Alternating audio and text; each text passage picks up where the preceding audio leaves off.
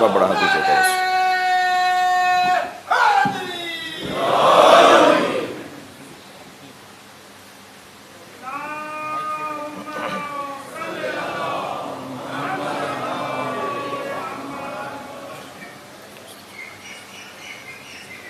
فاتحہ۔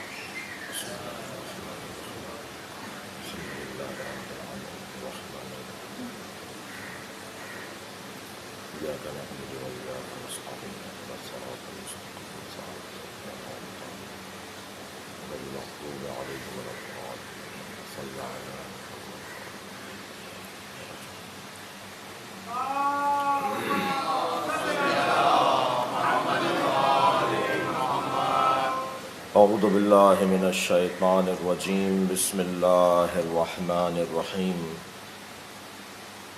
الحمد للہ الذی لا یبلغ مدحتہ القائلون ولا یحصی نعماءہ العادون ولا یعدی حقہ المجتہدون، الذی لیس لصفتہ حد محدود ولا نعت موجود ولا وقت معدود ولا اجل ممدود، فطر الخلائق بقدرتہ ونشر الریاح برحمتہ، الصلاة والسلام علی الرسول المسدد المصطفى الامجد المحمود الاحمد، سیدنا و مولانا و مولا الکونین جد الحسن والحسین عانی ابو القاسم محمد،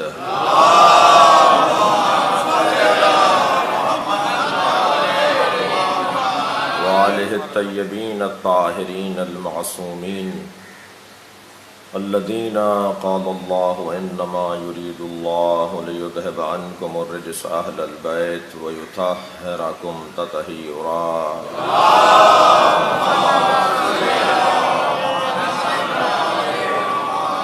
ولعنۃ اللہ علی اعدائہم اجمعین من یوم عداوتہم الی قیام یوم الدین، اما بعد۔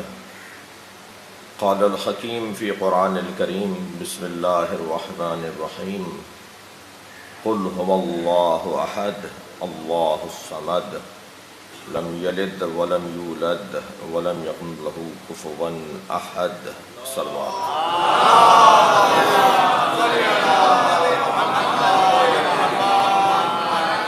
التماس کروں گا، آج روز رحلت بھی ہے، بانی اعضا خانہ حضرت جسٹس سید علی متقی جعفری ابن سید احفاد حسین، ان کی اہلیہ سیدہ نثار بانو بنت علی حسن، ان کی بیٹیاں صغیر فاطمہ بنت علی متقی جعفری، بلقیس سلطانہ جعفری بنت علی متقی جعفری، خورشید فاطمہ بنت سید علی متقی جعفری، رحم اللہ من قرأ الفاتحہ۔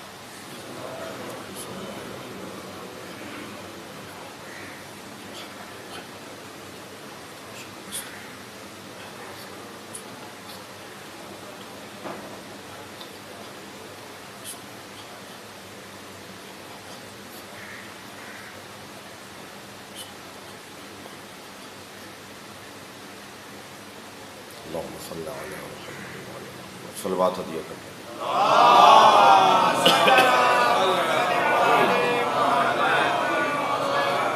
سورہ مبارکہ توحید، پروردگار عالم اپنے اس کلام میں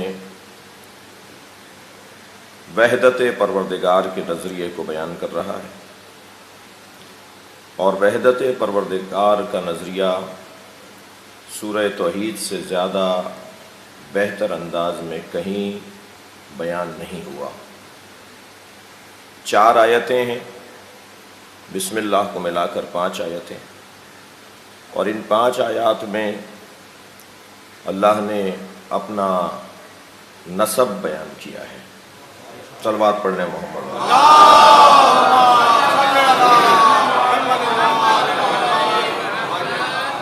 آئندہ کی مجلسوں میں اور تفصیل سے بات ہوگی، لیکن کل کی بحث سے آج کی بحث کو پیوست کروں۔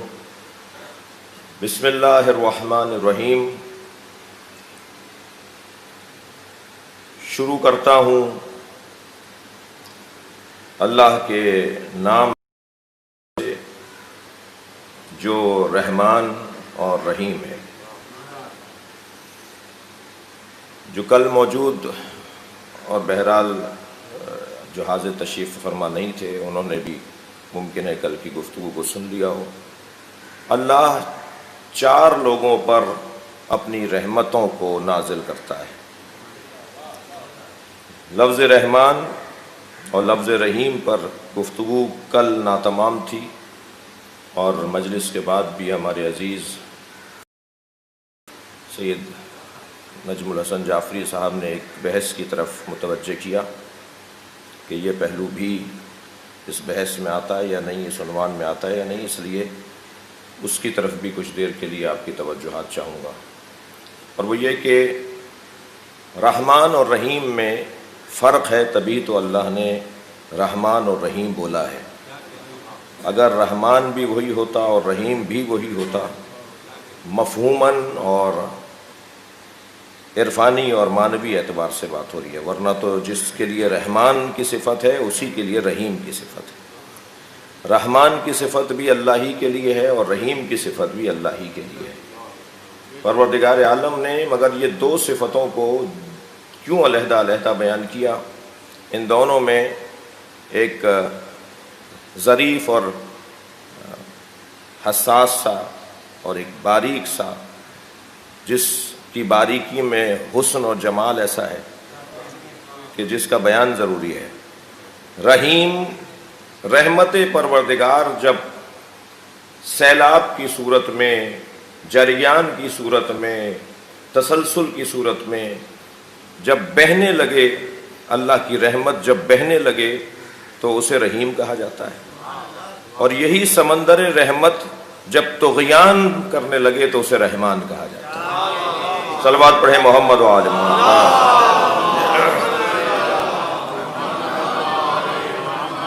رحمت پروردگار جب جولان کی کیفیت میں ہو، رحمت پروردگار جب طغیان کی کیفیت میں ہو، جب جوش کی کیفیت میں ہو تو اسے رحمان کہا جاتا ہے۔ بروزن جوان، عطشان، عرفان، کل یہ گفتگو ہو چکی ہے۔ 4 لوگوں پر اللہ اپنی رحمتوں کو نازل کرتا ہے۔ اس مجلس عزا میں آغاز یوم ہے، دن کا آغاز بھی ہے۔ 4 ایسے لوگ ہیں جن پہ اللہ اپنی رحمتیں نازل کرتا ہے۔ سب سے پہلا وہ شخص جس پر اللہ اپنی رحمت نازل کرتا ہے جو مومنین کے درمیان صلح و آشتی کا انتظام اور اہتمام کرے۔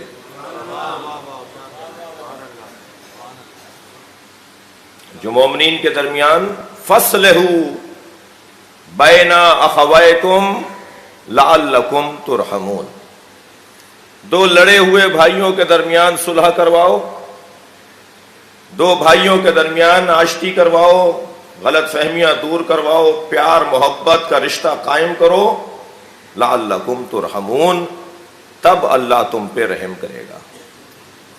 اللہ کی مہربانی ایک ان پر ہے۔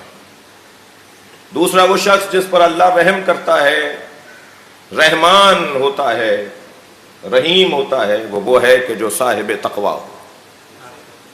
اتقوا اللہ لعلکم ترحمون، تقوی پروردگار اختیار کرو۔ میں کہتا ہوں یہ نصاب زندگی بھی ہے۔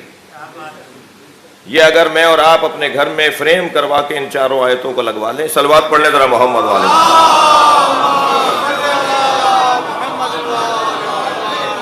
اور آتے جاتے ان آیات کی زیارت کرتے رہیں تو یہ نصاب زندگی ہے، یہ دستور العمل ہے، یہ نصب العین ہے۔ اتقوا اللہ لعلکم ترحمون، تقوی پروردگار اختیار کرو، اللہ تم پہ اپنا رحم کرے گا۔ تیسرا کون ہے جس پر اللہ رحم کرتا ہے؟ اذا قرئ القرآن فاستمعوا لہ وانصتوا لعلکم ترحمون، جب قرآن پڑھا جا رہا ہو تو غور سے سنو، تمہارے غور سے سننے سے اللہ تم پر مہربان ہو جائے گا۔ یہ تیسرا فرض ہے۔ چوتھا وبشر الصابرین، بشارت دے دیجئے میرے حبیب صبر کرنے والوں کو، الذین اذا اصابتہم مصیبہ، جب ان پر مصیبت آتی ہے تو وہ کہتے ہیں دقت چاہوں گا اہل دقت سے، یہ کہنا بڑی اہمیت کا حامل ہے. یہ الفاظ اور موضوعیت رکھتے ہیں. یہ زبان پر آنے والے کلمات یہ کہہ کر جان بخشی نہیں ہو سکتی کہ منہ سے نکل گیا تھا. یہ کہنا فضولیات میں اب شامل ہونا چاہیے جب سے یہ میڈیا نے زور پکڑا ہے کہ یہ میں آف دی ریکارڈ بات کر رہا ہوں. جب آپ نے آن کر دی، جب آپ نے بول دی، صلوات پڑھ لیں ذرا محمد و آل محمد.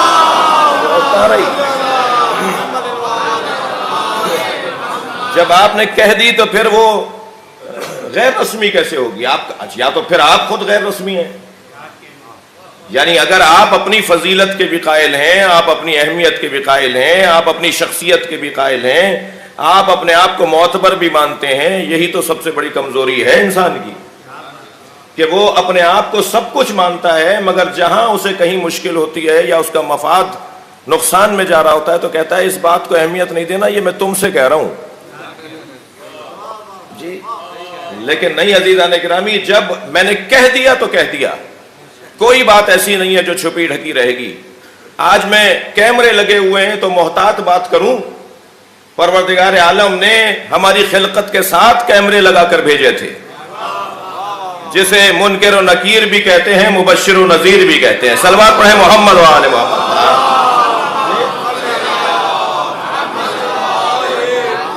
ہمارا کوئی عمل ایسا نہیں ہے جو مخفی ہو، جو چھپا ہوا ہو، جو ریکارڈ پر نہ جا رہا ہو، جسے محسوس نہ کیا جا رہا ہو.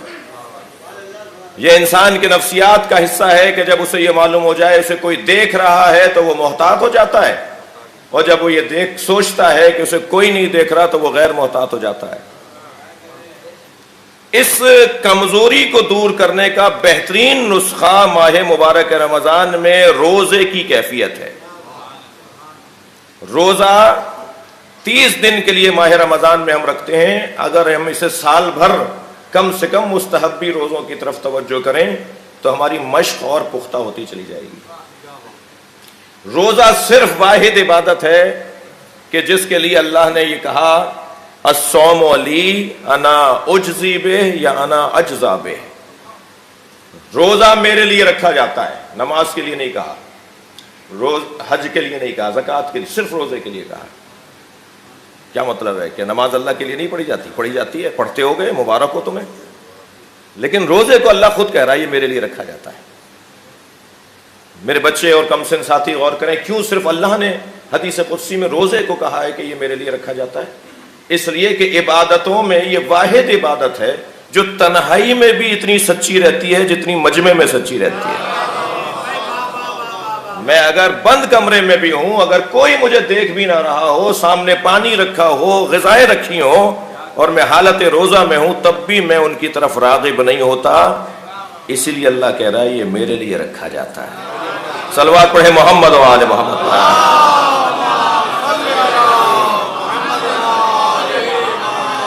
عزیزان گرامی، یہ بولنا، بات کرنا، یہ کلمات کو اپنی زبان پر لے کر آنا.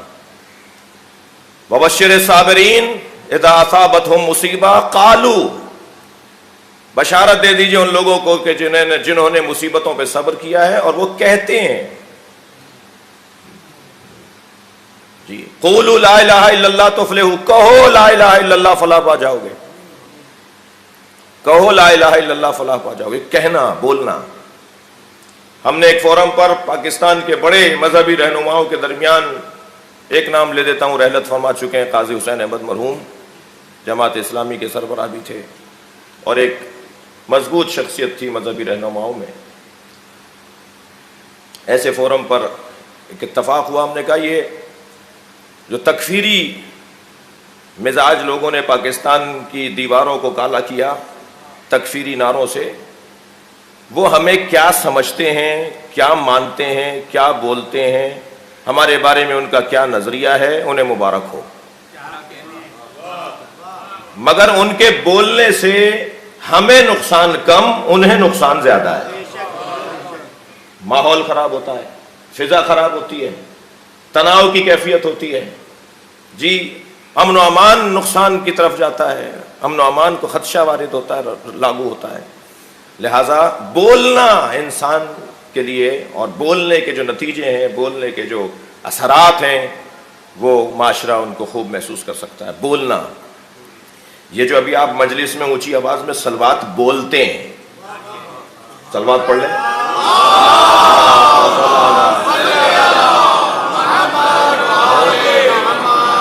یہ جو مولا علی کا نام آپ یا علی بولتے ہیں، آپ کیا سمجھ رہے ہیں؟ اس کے کوئی نتیجے نہیں ہیں، اس کے کوئی اثرات نہیں ہیں، یہ دور تک بات نہیں جا رہی، یہ وہاں بھی جا رہی ہے کہ جہاں اسے قبول کیا جاتا ہے، اور یہ وہاں بھی جا رہی ہے جہاں قبول کروانا ہے۔ یہ کیوں کہا ہے اونچی آواز میں حسین پر گریا کرو؟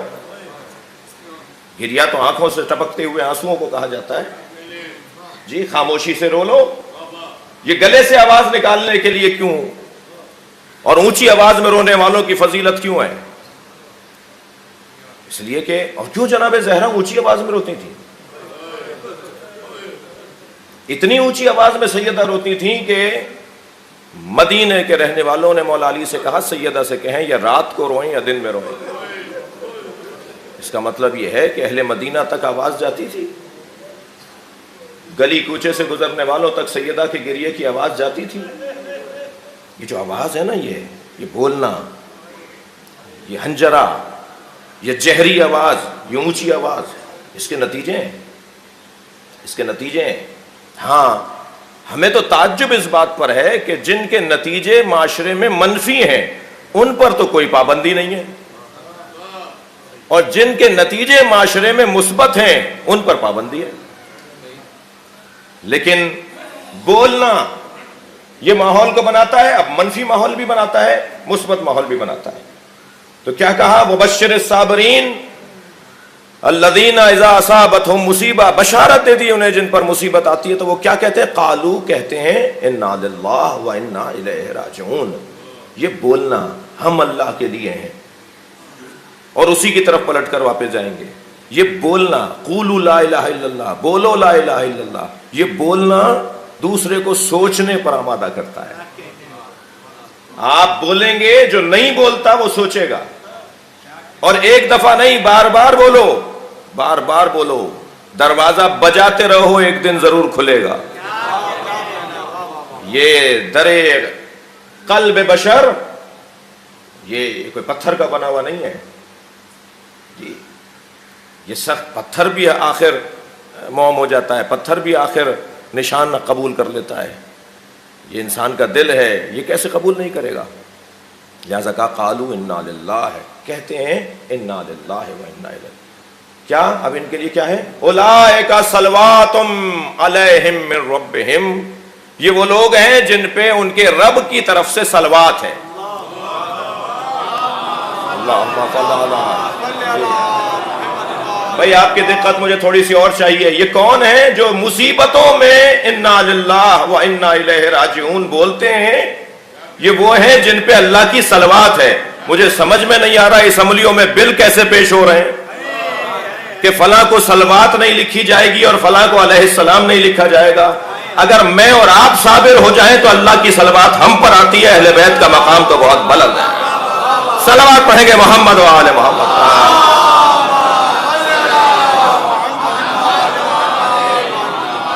اولئک صلوات علیہم من ربہم والرحمہ، میرا مضمون رحمت کے اوپر تھا۔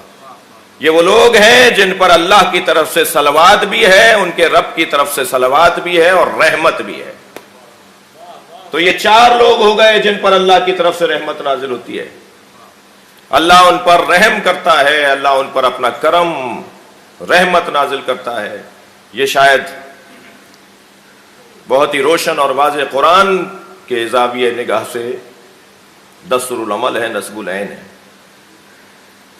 عزیزان گرامی، قرآن مجید میں یوں تو آیات غضب الہی بھی ہیں اور آیات رحمت پروردگار بھی ہیں۔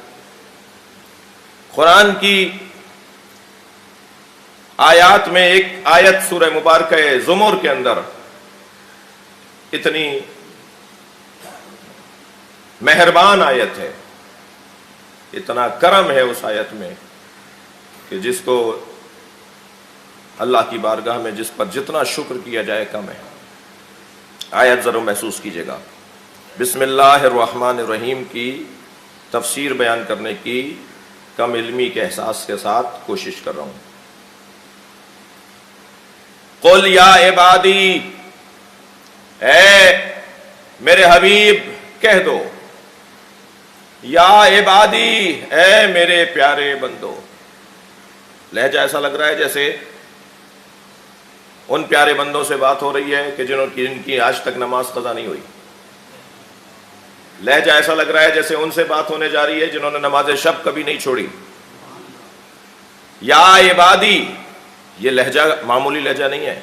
فادخلی فی عبادی سورہ فجر کی آخری آیت میں اور یا سورہ زمر کی اس آیت کے اندر اللہ نے میرے اپنی جانب نسبت دے کر میرے پیارے بندو، کم بات نہیں ہے۔ یا عبادی اے میرے عزیز میرے پیارے بندو، کون ہے؟ اب ذرا دیکھیے آگے آیت کیا ہے۔ الذین اسرفوا علی انفسہم، جنہوں نے اپنے اوپر زیادتی سے کام لیا ہے۔ کرم تو دیکھیے اللہ کا، گناہ گاروں کو یہ نہیں کہہ رہا جنہوں نے گناہ کیا ہے، اس لیے کہ اسراف علی نفس، زیادتی علی نفس ہی، تعدی علی نفس ہی، یہ گناہ ہے۔ گناہ کرنے والے کو کہتے ہیں جو اپنے، اللہ نہیں کہہ رہا تم نے گناہ کیا، کہا تم نے اپنے اوپر ظلم کیا ہے۔ تم اگر میری معصیت کرتے ہو تو میرا کوئی نقصان نہیں ہے، تم اگر کوئی نیکی کرتے ہو میرا کوئی فائدہ نہیں ہے، تمہارے گناہ کرنے پر مجھے کوئی نقصان نہیں پہنچتا، میری کوئی خدائی میں کمی نہیں آتی، بلکہ تمہارا گناہ خود تمہیں نقصان پہنچاتا ہے۔ میرے مولا علی نے خطبہ حمام میں فرمایا تھا نا، خطبہ متقین کے اندر حمام ابن عبادہ کہتے ہیں، یا علی صف لی المتقین کانی انظر الیہم، یا علی صف متقین کی صفات بیان فرمائیں اور ایسے بیان فرمائیں گویا میں اپنی آنکھوں سے انہیں دیکھ رہا ہوں۔ یعنی علی سے علم بھی چاہتے ہیں، خطابت بھی چاہتے ہیں۔ مجھے ایسے بیان فرمائیں گویا میں اپنی آنکھوں سے دیکھ رہا ہوں۔ تو راوی کہتا ہے کہ فتساقل علیہ السلام ان جوابہ، مولا علی نے جواب دینے سے گریز کیا، فرمایا یا حمام اتق اللہ وآسن ان اللہ مع الذین اتقوا والذین هم محسنون۔ اے حمام، قرآن کی آیت پڑھ دی مولا نے، اے حمام تقوی پروردگار اختیار کرو، نیکی کے کام کرو، اللہ متقیوں کے ساتھ بھی ہے، نیکوکاروں کے ساتھ بھی ہے۔ راوی کہتا ہے فلم یقنا حمام قانے نہیں ہوئے، نہیں مولا مجھے بیان کریں کہ متقی کسے کہا جاتا ہے۔ علی نے 110 صفتیں متقین کی فی البدی بیان فرمائی، اور مولا علی کے اس پورے خطبے میں پورا خطبہ ہر صفت مقفع اور مسجع ہے، پورا خطبہ مقفع اور مسجع ہے، قافیوں کے ساتھ ہے، فی البدی علی بول رہے ہیں۔ شعراء کرام نہیں معلوم کہ مجھے اس کی اجازت دیں گے یا نہیں، نظم کی دو قسمیں ہیں، ایک بحر میں اور وزن میں نظم ہوتی ہے اور ایک آزاد نظم کہلاتی ہے۔ جو آزاد نظم کہنے والے لوگ ہیں انہیں وہ زیادہ اچھے نہیں لگتے، اور جو بحروں میں نظم کہنے والے لوگ ہیں انہیں وہ زیادہ اچھے نہیں لگتے، اور بہت کم ہوتے ہیں جو دونوں اسلوب کے شاعر ہوتے ہیں۔ جی میں کہتا ہوں مولا علی کے جتنے خطبے ہیں وہ نظموں کی صورت میں ہیں مگر آزاد نظموں کی صورت میں ہیں۔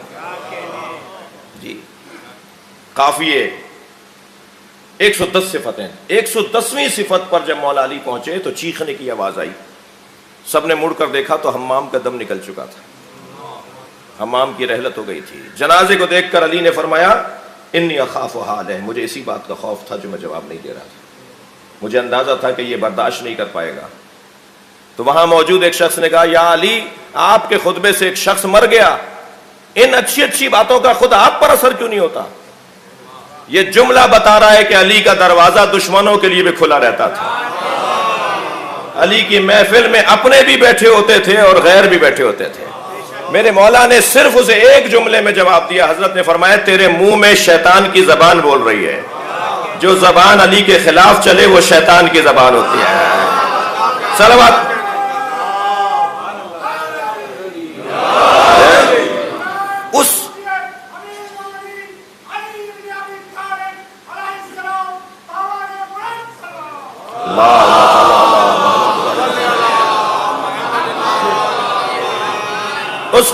میں اس کے آغاز میں مولا کائنات نے، مجھے معاف کیجئے گا میں نے اس ایک جملے کے لیے کچھ پورے خطبے کی طرف اشارہ کر دیا، اس کے آغاز میں حضرت نے فرمایا خلق الخلق حین خلقہم، یہ آغاز ہے اس خطبہ حمام کا۔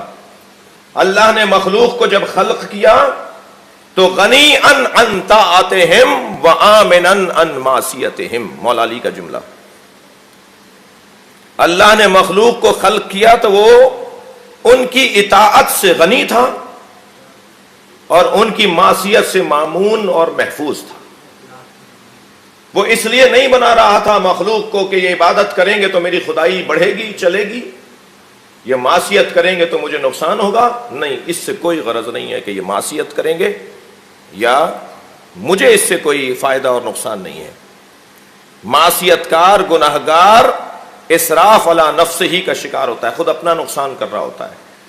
میں اگر عبادت نہیں کروں گا اس کا مجھے خود نقصان ہے، میں اگر جھوٹ بولوں گا اس کا مجھے خود نقصان ہے، اگر میں کسی کا مال کھا جاؤں گا اس کا مجھے خود نقصان ہے۔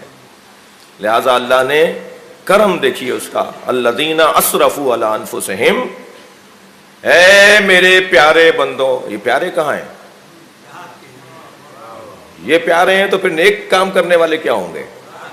نہیں، رحمت پروردگار، رحمت الہیہ، دروازہ چھوڑ کر نہیں جاؤ، میرے گھر سے دور نہ رہو۔ ان کا تو کارنامہ ہے کہ جو نیک ہیں اور میرے دروازے پر ہیں، پیارے تو تم ہو کہ میرے نہیں ہو اور دروازہ چھوڑ کر نہیں جا رہے ہو۔ صلوات پڑھیں محمد و آل محمد۔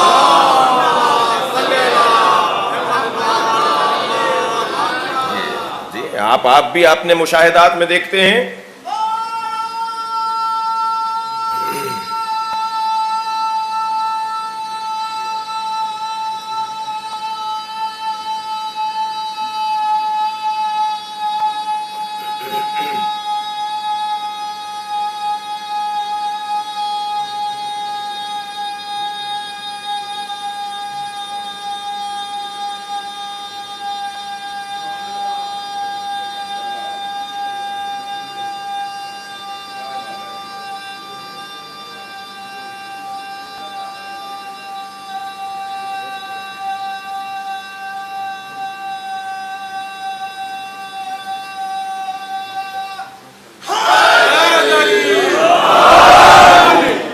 الذین اسرفوا علی انفسہم، جنہوں نے اپنے اوپر زیادتی سے کام لیا۔ لا تقنطوا من رحمت اللہ، بسم اللہ الرحمن الرحیم ذہن میں رہے، اللہ کی رحمت سے مایوسی اختیار نہ کرو، چھوڑ کر نہیں جاؤ دروازہ۔ یہ روایت میں نے کہیں بیان کی ہے، سوشل میڈیا کا دور ہے، ممکن ہے آپ میں سے بعض یا اکثر آپ نے سنا ہو تو مجھے معاف کر دیجیے گا۔ ایک شرابی مگر علی کا نام لینے والا، ایک شراب خوار مگر امام صادق کو چاہنے اور ماننے والا، شراب پی کر اپنے گھر کی طرف آ رہا ہے، جس گلی سے گزر رہا ہے وہ گلی تنگ بہت ہے،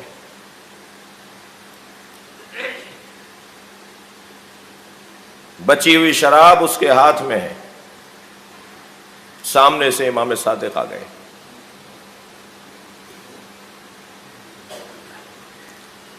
امام کو دیکھ کر کہاں جائے، اس شراب کی بوتل کو پیچھے چھپا لیا، امام سامنے آ کے کھڑے ہو گئے، امام نے فرمایا تمہارے ہاتھ میں کیا ہے؟ کیا کہے؟ اتنا روسیہ تو نہیں ہے، اتنا ذلیل تو نہیں ہے، اتنا بے شرم تو نہیں ہے کہ چوری بھی کرے، گناہ بھی کرے اور اپنے امام کے منہ پر کہے کہ میں نے آپ کی نافرمانی کی ہے؟ کہنے لگا سرکہ ہے، شراب چھپائی بھی ہے، کہہ رہا ہے سرکہ ہے۔ امام نے فرمایا ہمارے ہاتھ میں ڈالو۔ اللہ اکبر، کہاں جائیے؟ وہیں لو لگائی، یا اللہ ذلیل ہو جاؤں گا، کیسے امام کے ہاتھ میں نجس چیز ڈالوں؟ جب تم امام کے ہاتھ پہ نہیں ڈال سکتے تو اس سینے میں کیوں ڈال رہے ہو جس میں حسین بستا ہے؟ یہ شراب اس سینے میں کیوں ڈال رہے ہو جس میں علی بستا ہے؟ امام نے ہاتھ پھیلایا ہوا ہے، میرے ہاتھ پہ ڈال دو سرکہ ہے تو وہیں لو لگائی، یا اللہ مجھے معاف کر دے، میں تجھ سے عہد کرتا ہوں آئندہ شراب نہیں پیوں گا۔ شراب کی بوتل کو ڈرتے ڈرتے آگے کیا، امام نے فرمایا یہ سرکہ ہے۔ امام کا کہنا تھا کہ یہ سرکہ ہے، وہ سرکہ ہو گیا۔ پھر امام نے اس کے چہرے کو دیکھ کے فرمایا خبردار، جو تم نے کیا ہم اس کی ضمانت لیتے ہیں کہ اللہ معاف کرے گا، مگر ہم سے عہد کرو کہ آئندہ نہیں کرو گے۔ لا تقنطوا من رحمت اللہ۔ مجلس اعزا ہے نا، ایام اعزا ہے نا، حسین رحیم، رحیم نانا کا رحیم نواسا، اس لیے کہ قرآن مجید میں نبی مکرم کو بالمؤمنین رؤوف الرحیم اللہ نے کہا ہے۔ میرا نبی مومنین پر رؤوف بھی ہے اور رحیم بھی ہے، لہذا ہم میں سے کوئی بھی معصوم نہیں بیٹھا ہوا، سب گناہگار ہیں، سب اپنے اپنے حال کو خوب جانتے ہیں، سب علی نفسہ ہی بصیر ہیں، سب اپنے بارے میں دوسرے سے زیادہ جانتے ہیں، اور ہر ایک کا گناہ اس کے حساب سے ہے۔ جو عرفاء ہیں نا ان کے بھی اپنے انداز کے گناہ ہوتے ہیں۔ حضرت آدم کے لیے بھی جو لفظ عصا آیا ہے وہ گناہ نہیں ہے، مگر آدم کے حساب سے وہ روا نہیں تھا۔ ہر شخص اپنے آپ کو خوب جانتا ہے۔ آج اس مجلس عزائے امام حسین میں اگر میں آنکھوں میں آنسو لا کر ایک عہد کر کے اٹھ جاؤں، مولا اب نہیں ہوگا اب تک جو ہوا، لا تقنطوا من رحمت اللہ، اللہ کی رحمت سے مایوسی اختیار نہیں کرو۔ ان اللہ یغفر الذنوب جميعا، آیت مکمل ہوتی ہے، اللہ سارے گناہوں کو معاف کر سکتا ہے۔ کیا مطلب ہے؟ جو میں نے آپ کا گناہ کیا ہے، جو میں نے آپ کے ساتھ زیادتی کیا ہے، جو فلاں نے فلاں کے ساتھ زیادتی کیا ہے، وہ تو اس کے ساتھ زیادتی ہے، وہ بھی اللہ معاف کر دے گا۔ ہاں، مجلس پوری سن کر میرا یہ والا مطلب پورا سن کے جائے، اگر کوئی آدھے میں سے اٹھ کے جائے اور جا کے کہے مولانا بڑے غلط بات کر رہے تھے، بات پوری سنیں۔ ہم نے تو اب تک یہ سنا ہے کہ اللہ اپنے حقوق معاف کر دے گا، بندوں کے حقوق اللہ معاف نہیں کرے گا۔ پھر یہ کیا ممبر سے بیان ہو رہا تھا کہ اللہ بندوں کے حقوق بھی معاف کر دے گا؟ پہلی دلیل تو میرے مدعا پر خود یہی آیت ہے۔ کیا کہا ہے قرآن نے؟ ان اللہ یغفر الذنوب جميعا، اللہ سارے گناہ معاف کرے گا۔ تو سارے گناہوں میں سارے گناہ نہیں آتے، جو بندوں کے گناہ گار ہوتے ہیں وہ گناہ نہیں آتے۔ پھر ان روایات کو کیا کریں گے جس میں کہا گیا ہے کہ بندوں کے گناہوں کو خود معافی لو اور اللہ کے گناہ سے اللہ کی معافی لو؟ اس کا کیا مطلب ہے؟ یہ قرآن کی آیت ہے، وہ حدیث ہے۔ میں ایک عارف کی خدمت میں، ایک استاد کی خدمت میں، یہ مفاہیم جو ہوتے ہیں یہ عرفا کو زیادہ سمجھ میں آتے ہیں۔ میں ایک عارف کی خدمت میں گیا، میں نے کہا استاد مجھے سمجھائیں یہ کیسے ممکن ہے اللہ سارے گناہوں کو معاف کر دے گا؟ سارے گناہوں میں تو بندوں کے گناہ بھی آتے ہیں۔ فرمانے لگے اللہ بندوں کے دل میں ڈالے گا کہ بندے کو معاف کر دو۔ صلوات پڑھیں محمد و آل محمد۔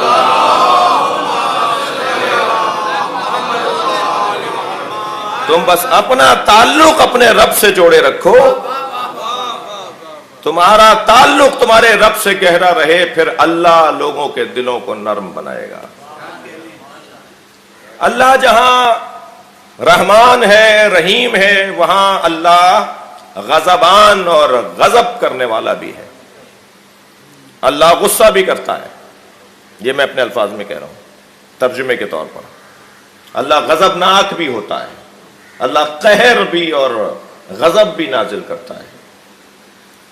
مگر اللہ کا غضبان ہونا اور رحمان ہونا یہ اگر ایک ہی وقت میں قابل استعمال ہو تو مولا علی کا حسین فرمان سبقت رحمتہ غضبہ، اللہ جب غصے میں آئے اور رحم کرنے کا اس کو مشیت کہے تو اس کی رحمت غالب آ جاتی ہے اس کے غصے کے اوپر.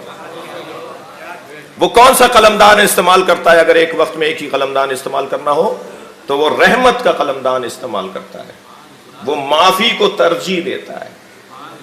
اب ذرا یہ حدیث بھی سرکار کی سنتے جائیے، من لم یرحم لم یرحم، جو معاف کرنے کی صلاحیت نہیں رکھتا اسے معاف بھی نہیں کیا جاتا. صلوات پڑھنا محمد و آل محمد.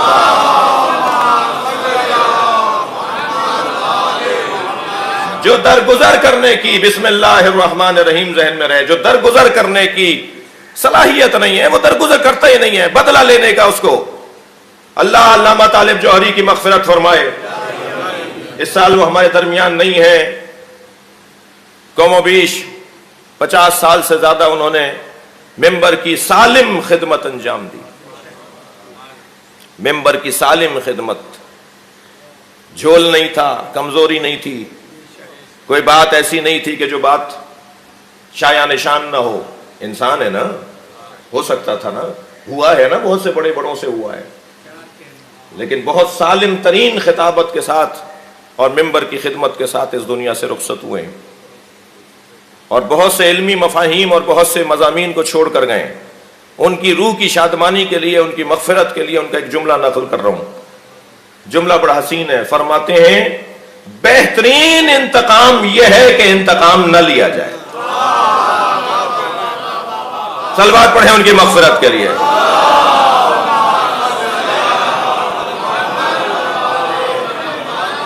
بھئی کیسے ممکن ہے بسم اللہ الرحمن الرحیم ہم پڑھ رہے ہوں اور رحمان اور رحیم تو بول رہے ہوں اور خود رحیم نہ ہو، خود اس کا اثر ہمارے اوپر نہ ہو. جی بسم اللہ اللہ اکبر. نبی مکرم صحابہ کرام کو 10 آیتیں دیتے تھے، اور جب تک 10 آیتوں پر وہ عمل نہیں کر لیتے تھے دوسری 10 آیتیں انہیں نہیں دیتے تھے. یہ پڑھنے کے لیے قرآن ضرور ہے، مگر قرآن کا اصلی فلسفہ عمل ہے. حضرت ابو ذر غفاری تشریف لاتے تھے، مولا علی کھڑے ہو جاتے تھے. ایک دن بڑا احترام کر رہے تھے کہ ایک صحابی نے پوچھ لیا، یا علی آپ ابو ذر کا احترام نسبتاً زیادہ کرتے ہیں. فرمانے لگے یہ قرآن کی 10 آیتوں کے فقیہ ہیں. جو قرآن کی 10 آیتوں کا فقیہ ہو جائے وہ ابو ذر بنتا ہے. جو عین قرآن ہو اسے علی کہا جاتا ہے. جو مجسم قرآن ہو، جو عامل قرآن ہو. توجہ چاہوں گا، اللہ غضب بھی کرتا ہے اور اللہ رحم بھی کرتا ہے. اس کا رحم کہاں سے ظاہر ہوتا ہے؟ اس کا غضب کہاں سے ظاہر ہوتا ہے؟ مولا کائنات کے زیارت نامے کا ایک جملہ ضرور سن لیجئے، اور نہج البلاغہ میں مولا کے الفاظ بھی ہیں. حضرت فرماتے ہیں کہ وہ اللہ المتجلی لخلقہ بخلقہ، اللہ کی صفات بیان کرتے ہوئے مولا کا جملہ، مولا کا فرمان، اللہ خلق پر خلق کے ذریعے سے تجلی کرتا ہے. پھر جملہ بہتر کرتا ہوں، اللہ مخلوق پر مخلوق کے ذریعے سے جلوہ کرتا ہے. یعنی مخلوق پر اللہ کیسے جلوہ کرے گا؟ کسی مخلوق کے ذریعے کرے گا. یا اللہ تو غضبان بھی ہے، تو رحمان بھی ہے. جب غضبان ہوتا ہے تو تیرا جلوہ کیا بنتا ہے، اور جب رحمان ہوتا ہے تو تیرا جلوہ کیا بنتا ہے. اگر آپ ممبری زبان میں مجھ سے ایک جملہ ہدیہ لینا چاہیں، جب اللہ رحمان ہوتا ہے تو رحمت للعالمین بنتا ہے، اور جب اللہ غضبان ہوتا ہے تو فاطمہ زہرا کی ناراضگی سامنے آتی ہے. صلوات پڑھیں گے محمد و آل محمد.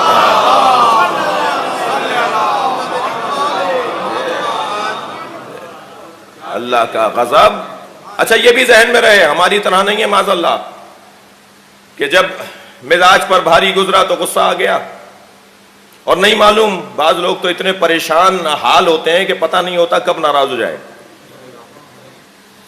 یعنی اتنے مشکل لوگ ہوتے ہیں کہ یہ ڈھونڈنا مشکل ہوتا ہے کہ کب یہ ناراض ہو جائیں گے اور کب خوش ہوں گے، کون سی بات ہے جو انہیں بری لگ جائے. یہ بھی تکبر کی انتہائی کیفیت ہے. انتہائی متکبر شخص جو ہوتا ہے نا، اس کا کچھ نہیں پتا ہوتا کب غصہ آ جائے گا اس میں. جو اپنے ہی قابو میں نہیں ہے، جو اپنے ہی کنٹرول میں نہیں ہے. لہٰذا جو اس کے ماتحت ہوتے ہیں، متعلق ہوتے ہیں، گھر والے ہوتے ہیں، بچے ہوتے ہیں، متعلقین ہوتے ہیں، وہ ذرا گھبرائے ڈرے رہتے ہیں کہ پتہ نہیں کیا ہو جائے۔ بعض لوگ تو گھر میں آتے ہیں تو ایک ایسا لگتا ہے جیسے کوئی اژدہا یا کوئی سانپ آ گیا ہو۔ اماں آواز دے کر کہتی ہیں بچوں سے ذرا خاموش ہو جاؤ، ابا آ گئے، ذرا سنبھل کے رہنا، ابا آ گئے۔ ابا آ گئے یا جلاد آ گئے؟ گھر میں اگر باپ آ جائے تو بچوں کو تو خوشی ہونی چاہیے نا، لپٹنا چپٹنا چاہیے نا کہ ابا گھر میں آ گئے۔ یہ کیسا باپ ہے جو گھر میں آتا ہے تو بچے ڈرتے ہیں؟ اور جن کے بچے، جن کی اولاد، جن کے گھر والے ان سے ڈرتے ہوں، ایک کم سے کم ایک سزا اس کو فشار قبر ہے۔ حدیث سنائی ہے میں نے آپ کو، یہ کم سے کم ایک سزا اس کو۔ لہذا جب گھر میں جائیں تو سب سے پہل کریں سلام کرنے میں، پہل کریں سلام کرنے میں۔ بچے ہیں تو بچیوں کو پہلے گفٹ اور ہدیہ دیں اور بات پہلے ان سے کریں۔ بیٹیاں اگر گھر میں ہیں تو پہلے بیٹی سے بات کریں، پہلے بیٹی کے لیے کچھ لے کر جائیں، پہلے بیٹی سے گفتگو کریں، پھر بیٹے سے بات کریں۔ توجہ چاہوں گا، یہ گھرانہ غصہ کرتا ہے تو مشیت الہی، خوش ہوتے ہیں تو مشیت الہی۔ نہ ان کا غصہ اپنی وجہ سے ہے، نہ ان کی خوشی اپنی وجہ سے ہے، انہوں نے خود کو وہاں ضم کر دیا ہے، ہمیں ان میں ضم ہو جانا چاہیے۔ نہ ہمارا غصہ اپنا ہونا چاہیے، نہ ہماری خوشی اپنی ہونی چاہیے۔ ان کا غصہ اللہ کی خاطر ہے، مشیت پروردگار کی خاطر ہے۔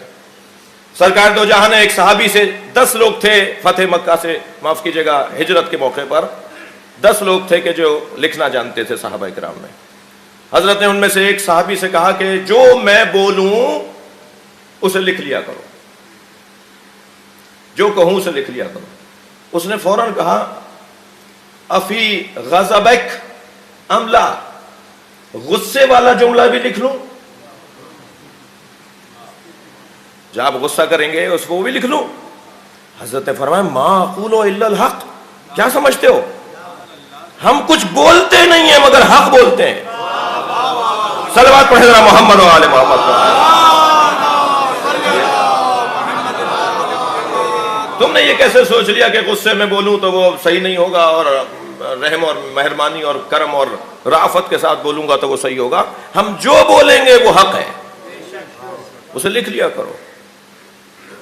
اللہ کا غضب ظاہر ہوتا ہے ان کے ذریعے سے، اللہ کا رحم ظاہر ہوتا ہے ان کے ذریعے سے، اللہ کی برکتیں ان کے ذریعے سے آتی ہیں، اللہ کی لعنتیں بھی ان کے ذریعے سے آتی ہیں۔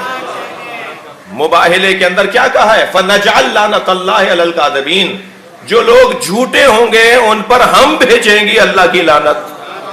تو جب اللہ کی لعنت ان کے ذریعے سے آئے گی تو اللہ کی رحمت بھی ان کے ذریعے سے آئے گی۔ یہ رحمت پروردگار کا واسطہ بھی ہے، یہ لعنت الہیہ کا واسطہ بھی ہے، یہ رحم پروردگار کا واسطہ بھی ہے، اور یہ کرم اور غضب الہیہ کا واسطہ ہے۔ کہنے لگے کہ ہمیں اس پہاڑ سے اونٹنی چاہیے، حضرت صالح کی امت،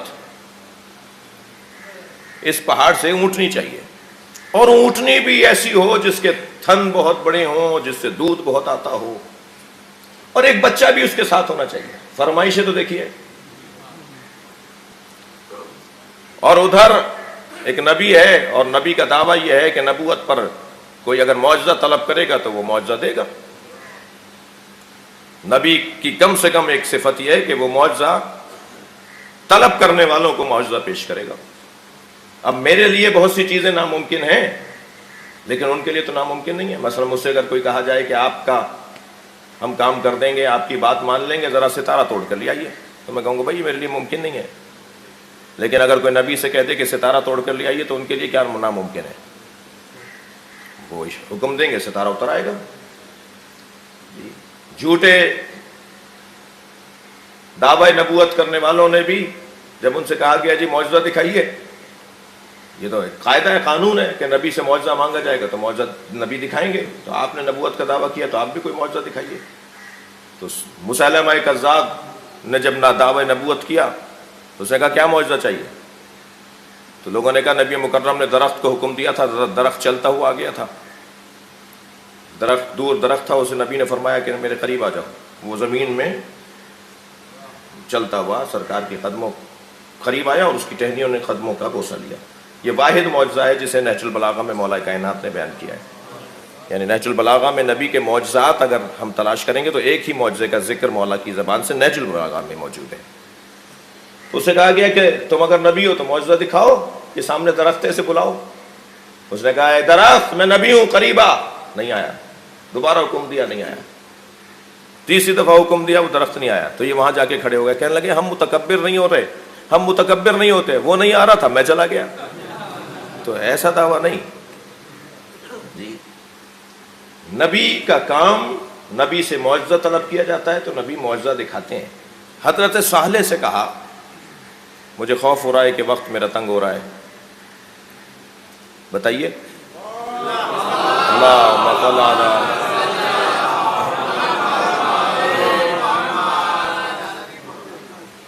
اب وہ جمہوریت، یہ کوئی الیکشن تو ہوا نہیں ہے۔ اب وہ جو 2 4 5 جنہیں جانا ہوگا نا، علی بھائی جیسے جنہیں اپنے آفس پہنچنا ہوگا، وہ ممکن ہے سوچ رہے ہوں کہ مولانا نے تو الیکشن کروا لیا، اکثریت کی رائے۔ صلوات پڑھ لیں ذرا محمد والے۔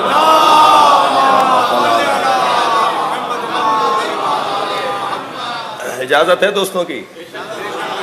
بس 5 8 منٹ زیادہ ہوگا، ایک صلوات اور پڑھ لیں محمد والے۔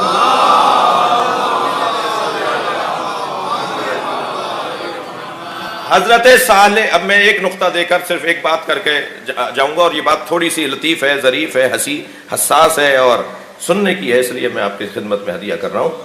حضرت صالح سے کہنے لگے اس پہاڑ سے کہیے، اس پہاڑ سے اونٹنی نکال کے دکھائیے، اور اونٹنی بھی ایسی ایسی ہو جو میں نے بیان کی۔ تو جیسے ہی انہوں نے کہا نا کہ ہمیں اونٹنی چاہیے اس پہاڑ سے، تو حضرت صالح نے فوراً فرمایا ھذہ ناقۃ اللہ، یہ رہا اللہ کا ناقہ۔ کوئی نہیں تھا، پہاڑ تھا، وہی پہاڑ جس کی طرف انہوں نے کہا تھا اسے اونٹنی نکال کے دکھائیں۔ حضرت صالح نے فوراً فرمایا ھذہ ناقۃ اللہ۔ جیسے ہی کہا ناقۃ اللہ، پہاڑ پھٹنے لگا، ایک اونٹنی باہر آ گئی، اور اونٹنی کے ساتھ پیچھے پیچھے بچہ بھی جی، اور اس کا دودھ اتنا زیادہ تھا کہ 1 2 3 4 لوگ نہیں، 200 400 لوگ نہیں، 1000 سے زیادہ لوگ ایک اونٹنی کا دودھ پیتے تھے۔ پوری ملت، پوری قوم اس کا دودھ پیتی تھی۔ ناقۃ اللہ، اچھا اللہ کا کوئی ناقہ ہوتا ہے کیا؟ نہ اللہ نے اس پہ سواری کی تو پھر یہ اللہ کا ناقہ کیسے؟ نہ معاذ اللہ اللہ اس کا دودھ استعمال کرتا ہے تو پھر یہ اللہ کا ناقہ کیسے؟ یہ اللہ کا ناقہ اس لیے ہے کہ اللہ کے نبی کی اس بات نبوت کے لیے پیش ہوا ہے۔ جو دلیل نبوت نبی بن جائے وہ اللہ سے منسوب ہو جاتا ہے۔ تو اگر پہاڑ سے نکلتا ہوا ناقہ تمہیں سمجھ میں آ رہا ہے تو نبی کی نبوت پہ دلیل ید اللہ تمہیں کیسے سمجھ میں نہیں آتا؟ صلوات پڑھیں گے محمد و آل محمد۔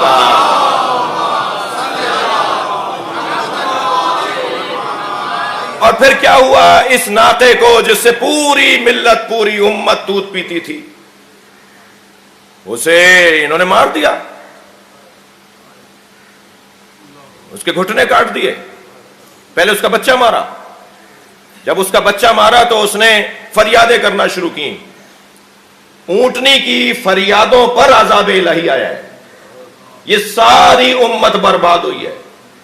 حضرت صالح کی پوری امت برباد ہوئی ہے ایک فریاد کرنے پر۔ کس کی فریاد؟ ایک جانور معمولی نہیں ہے، یعنی جانور اگر فریاد کرے تو امت برباد ہو جائے۔ ڈرو زینب کی فریاد سے،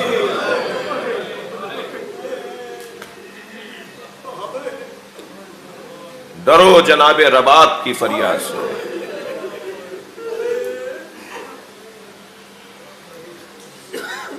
یہ معمولی لوگ نہیں ہیں جن کے لیے جنت سے لباس آتے ہوں،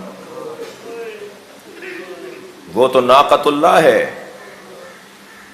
اور ان کا ناقہ رسول اللہ ہے۔ کنانا آج عید کا دن ہے، مدینے کے سب بچوں کے پاس سواریاں ہیں، ہماری سواری کہاں ہے؟ اللہ اکبر، فرمایا میں خود تمہاری سواری ہوں، ہمارے ماں باپ قربان۔ ایک کاندھے پہ حسن مولا کو بٹھا لیا، ایک شانے پر امام حسین کو بٹھا لیا۔ فرمایا نانا ان کے ناخوں کی تو باغیں بھی ہیں، لگامیں بھی ہیں، ہمارے ناقے کی تو ہمارے ہاتھ میں لگام ہی نہیں ہے۔ سرکار نے اپنی دونوں زلفوں کو، اپنے بالوں کو دو حصوں میں بانٹا، ایک طرف کے بال حسن مولا کو دے دیے، دوسری طرف کے بال امام حسین کو دے دیے۔ فرمایا تمہارے ناقے کی یہ باغیں ہیں۔ کہنے لگے نانا وہ تو آوازیں بھی نکال رہی ہیں، ان کے تو ہنہنانے اور بولنے کی آوازیں بھی ہیں، یہ لاڈ نہیں اٹھائے جا رہے ہیں، یہ وحی الہی کے مطابق ہو رہا ہے۔ اللہ چاہتا ہے کہ ایسا دکھاؤ جو کوئی کام نہ کرتا ہو بغیر وحی الہی کے، جو کوئی بات نہ کہتا ہو بغیر وحی الہی کے۔ یا اس آیت کو مانو یا اس کو سمجھو۔ پھر رف رف کی آواز نبی نے اپنے منہ سے نکالی، رف رف کی آواز، جو روایت کہہ رہی ہے، جو حدیث کا جملہ ہے وہ سنا رہا ہوں میں آپ کو۔ سرکار نے ایک آواز نکالی اپنے منہ سے تاکہ حسن و حسین راضی ہو جائیں۔ ایک گلی سے گزر رہے، ایک بچے کے رونے کی آواز ایک گھر سے آ رہی ہے۔ اس بچے کے رونے کی آواز حسین کے رونے سے مشابہ تھی۔ سنیں گے ذرا، نبی سے برداشت نہیں ہوا، فوراً دروازہ بجا دیا۔ صحابہ کرام بھی ساتھ ہیں، سرکار کے دروازے پر ایک خاتون آئی، حضرت نے بے ساختہ فرمایا اس کی آواز میرے حسین سے ملتی ہے، اسے رونے نہیں دو۔ سرکار مدینے کی ایک گلی سے گزر رہے ہیں کہ بچے رستے میں کھیل رہے ہیں۔ ان بچوں میں ایک بچے کو گود میں اٹھایا، اس کے سر پہ ہاتھ پھیرا، پیار کیا، اور پھر اسے زمین پر اتار کر روانہ ہوئے۔ تو ایک صحابی نے پوچھا یا رسول اللہ یہ کس کا بچہ ہے؟ یا رسول اللہ یہ کس کا بچہ ہے؟ فرمایا مجھے اس سے غرض نہیں ہے یہ کس کا بچہ ہے، مجھے تو یہ غرض ہے یہ میرے حسین سے پیار کرتا ہے۔ میں نے اسے دیکھا ہے جب حسین گھر سے باہر نکلتا ہے تو یہ اس کے پیچھے پیچھے چلتا ہے۔ اگر کوئی حسین کو تکلیف ہونے والی ہوتی ہے تو بڑھ کر یہ احترام کرتا ہے۔ جو میرے حسین سے پیار کرتا ہو مجھے اچھا لگتا ہے۔ حضرت ام سلمہ سے فرمایا میں سفر سے لوٹا ہوں، کچھ دیر مجھے استراحت کرنی ہے، اگر کوئی ملاقات کے لیے آئے تو اسے اتنا کہنا نبی محو استراحت ہیں۔ فرماتی ہیں اسے اہل سنت شیعہ، یہ جو جتنی روایتیں پڑھ رہا ہوں یہ سب اہل سنت بھائیوں کی کتابوں میں ہیں۔ بی بی فرماتی ہیں کہ کچھ دیر کے بعد حسین دوڑتے ہوئے آئے، سن و سال 3 یا 4 سال ہیں امام حسین کے، اور پہلا سوال یہ کیا نانی میرے نانا آ گئے؟ سفر سے لوٹے تھے سرکار، نانا رسول آ گئے؟ فرمایا ہاں بیٹا تمہارے نانا آ گئے ہیں مگر وہ آرام کر رہے ہیں، اور انہوں نے کہا ہے کہ کوئی ملنے آئے تو اسے کہہ دو کہ میں محو استراحت ہوں۔ سنیں گے عزادارو، تو امام حسین نے فرمایا میرے لیے بھی کہا تھا؟ فرمایا تمہارے نانا نے تخصیص نہیں لگائی، تمہارے نانا نے یہ نہیں کہا کہ حسین کے لیے نہیں ہے۔ ادب احترام دیکھیے، حسین واپس لوٹ گئے، مولا لوٹے ابھی کچھ ہی آگے گئے تھے کہ حجرے سے نبی باہر آئے۔ روایت کہتی ہے سر پہ امامہ نہیں تھا، پیروں میں نالینیں نہیں تھیں، ابا دوش پہ نہیں تھی، سرکار کی قمیض کے بٹن کھلے ہوئے تھے۔ فرمایا ام سلمہ تم نے حسین کو بھی لوٹا دیا۔ آگے بڑھ کر اپنے بچے کو گود میں لیا، آغوش سے لگایا ہے میرے مولا نبی نے۔ بی بی فرماتی ہیں حجرے میں لے گئے، کچھ دیر کے بعد مجھے نبی کے رونے کی آواز آئی، اور آواز اتنی شدید تھی کہ میں حجرے میں داخل ہو گئی۔ تو میں نے کیا دیکھا کہ حسین کی قمیص اتاری ہوئی ہے اور سینے کا بوسہ لے رہے، کبھی گلے کا بوسہ لے رہے، کبھی بازوؤں کا بوسہ لے رہے اور بوسے لے لے کے رو رہے ہیں۔ میں نے کہا یا رسول اللہ اس بچے کو کیا ہو گیا؟ فرمایا مجھے جبریل نے بتایا اس بدن پہ گھوڑے دوڑیں گے۔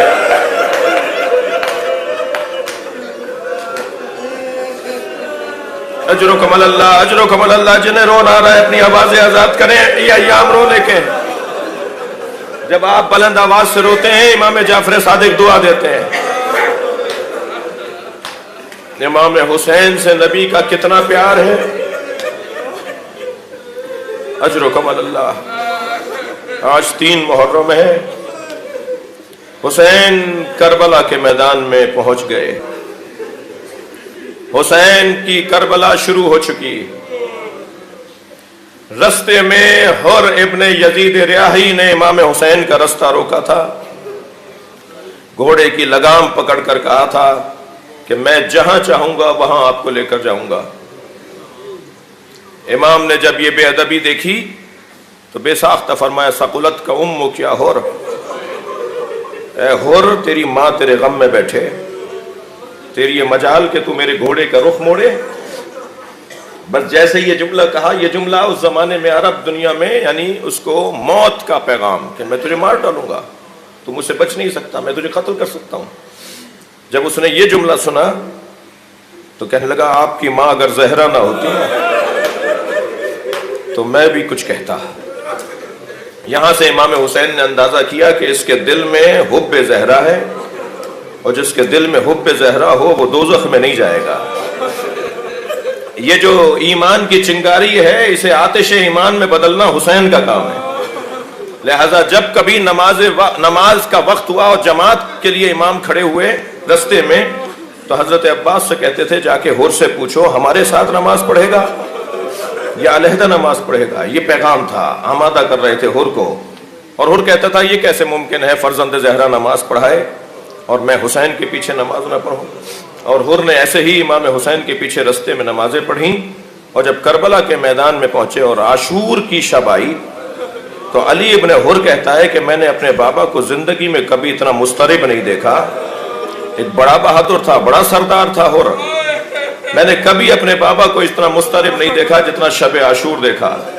کہ میں نے دیکھا کہ وہ خیموں کے درمیان چہل قدمی کر رہے ہیں اور ان کی زبان پر کچھ کلمات ہیں اور چہرے پر اداسی ہے۔ تو میں قریب گیا، میں نے کہا بابا کیا پریشانی ہے، آپ پریشان لگتے ہیں۔ کہنے لگا ذرا کان لگا کے سنو حسینی خیموں کی طرف سے، کان لگا کے سنو حسینی خیموں کی طرف سے آواز آ رہی ہے کوئی؟ تو علی ابن حر کہتا ہے میں نے کہا بابا آوازیں تو آ رہی ہیں۔ کہا کیا آوازیں؟ کہا بابا آواز آ رہی ہے العطاش، آئے پیاس پیاس۔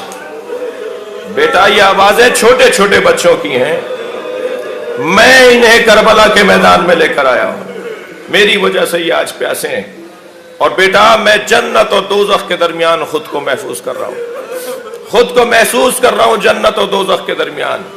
جہاں کھڑا ہوں وہ دوزخ ہے، جہاں حسین کے خیمے ہیں وہ جنت ہے۔ اب میں جنت کی طرف جانا چاہتا ہوں۔ صبح عاشور نمودار ہوئی، گھوڑے کو پانی پلانے کی غرض سے نکلے، پانی پلا کر جانے لگے حسینی خیموں کی طرف کہ کان میں آواز آئی، مڑ کے دیکھا تو بیٹا علی ابن حر۔ بابا جنت اکیلے جاؤ گے؟ بابا ہمیں چھوڑے جا رہے ہو؟ مجھے بھی اپنے ساتھ لے کر جاؤ۔ کہا بیٹا پھر میرے سر سے امامہ اتار دو، امامہ عزت دار لوگ پہنتے ہیں، میری عزت تو اسی وقت ختم ہو گئی تھی جب زینب کے چیخنے کی آواز آئی، زینب کے رونے کی آواز آئی، اسی وقت میں بے عزت ہو گیا۔ پہنچے امام حسین کی خدمت میں، جیسے ہی امام نے حر کو آتے ہوئے دیکھا آواز دی عباس میرا مہمان آ رہا ہے، علی اکبر بڑھو مہمان کا استقبال کرو، اللہ رے رافت و محبت و کرم حسینی بڑھ کر استقبال کیا، گلے سے لگایا۔ حر نے کہا مولا کیا میرے لیے معافی کی گنجائش ہے؟ کیا میں معاف کیا جا سکتا ہوں؟ فرمایا حر انت حر فی الدنیا والآخرہ، اے حر میں نے بھی تجھے معاف کیا، میرے اللہ نے بھی تجھے معاف کیا، مگر حر ہم شرمندہ ہیں، پلانے کو پانی بھی نہیں ہے۔ کہ مولا سب سے پہلے میں اپنی قربانی دینا چاہتا ہوں، بہت گریہ کر لیا، بس 2 جملے سن لیجئے۔ مولا سب سے پہلے میں اپنی قربانی دینا چاہتا ہوں۔ امام نے اجازت دی تو بیٹے نے بڑھ کر کہا بابا باپ کیسے مارا جائے جب بیٹا زندہ ہو، مجھے جانے کی اجازت دیجئے۔ علی ابن حر کو آمادہ کیا، میدان کربلا میں علی ابن حر نے جا کر جہاد کیا، اور جب اکیلا شخص لڑ رہا ہو اور ہزاروں کا لشکر اسے مارنا چاہتا ہو تو بالآخر زخم و کتاب نہ لا کے زمین پر گرا، اور گرتے گرتے کہا بابا حر میری مدد کیجیے گا۔ آپ لوگ بھی صاحبان اولاد ہیں، آپ میں بھی اولاد والے لوگ بیٹھے ہیں، اگر بیٹا باپ کو اس حالت میں پکارے تو باپ کی کیا کیفیت ہوگی؟ میں رونے والوں سے پوچھتا ہوں جب علی نے آواز دی تھی تو حر کتنی جلدی روانہ ہوا ہوگا، کتنی عجلت میں بیٹے کی طرف گیا ہوگا۔ سنیں گے حر جلدی سے روانہ ہوا، مگر جب وہاں پہنچا تو کیا دیکھا؟ حسین پہلے سے موجود۔ امام حسین نے اپنے مہمان کی لاش اپنی گود میں اٹھائی ہوئی۔ حر نے بڑھ کر کہا مولا یہ غلام زادہ ہے، یہ آپ کے غلام کا بچہ ہے، آپ گودی میں کیسے اٹھائیں گے؟ فرمایا حر جوان کی میت باپ نہیں اٹھاتا۔ اجر و کمال اللہ، اجر و کمال اللہ، آپ کی آوازیں بلند ہے، میں آخری جملے کہہ رہا ہوں۔ اور جوان بیٹے کی میت باپ نہیں اٹھاتا۔ میں امام حسین کے خدمت میں آپ سب کی طرف سے پوچھوں گا مولا جب علی اکبر کا لاشا اٹھا رہے